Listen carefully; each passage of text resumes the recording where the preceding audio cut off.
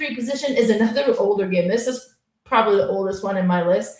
And this is one that every time I play it, it makes my top 9 because it is that good. This game is amazing, and that is Bohnanza.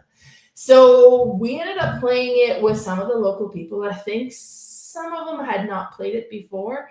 So we played it, and it's just such a good game. So you start with 5 cards. You cannot sort those cards. You got to keep them in order that they are. And on your turn, you're going to take the front one and you're going to plant it in your field. Now, you probably only have 2 fields you can plant. I see on the picture there's 3, but depending on the variation you're playing. So you only have 2 fields, let's say, to plant. And let's say I'm planting green beans. Perfect. The next card's another green bean, so that I can keep going if I want to. Then the next one's a blue bean.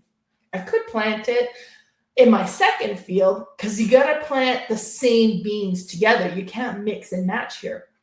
So maybe I was like, well, I'll leave this one in my hand and wait and see. Because once you're done planting, you're going to take from the market and you're going to flip 2 beans and then you negotiate. Okay, I've got these 2 beans here.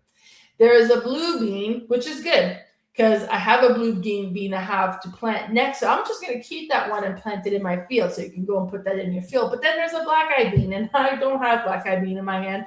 My 2 fields are full. I kind of really don't want this one.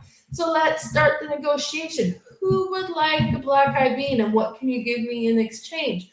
Nobody wants the black-eyed bean.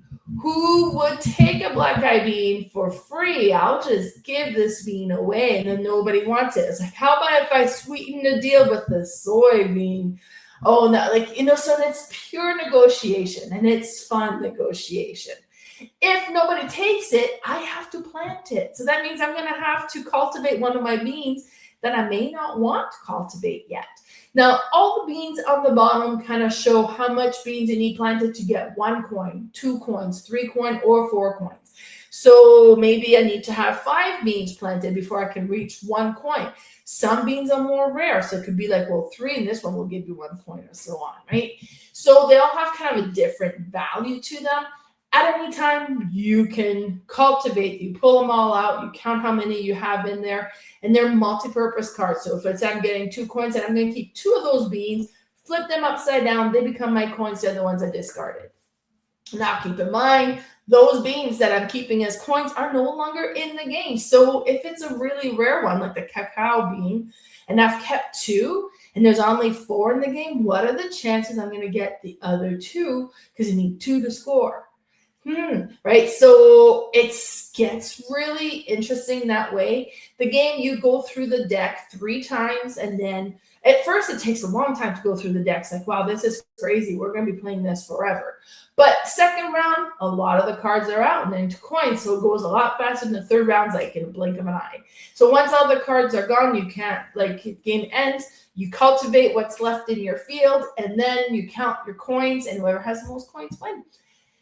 So it's pure, simple, love it. Bohnanza always makes my list because it's so good, and we'll pull it out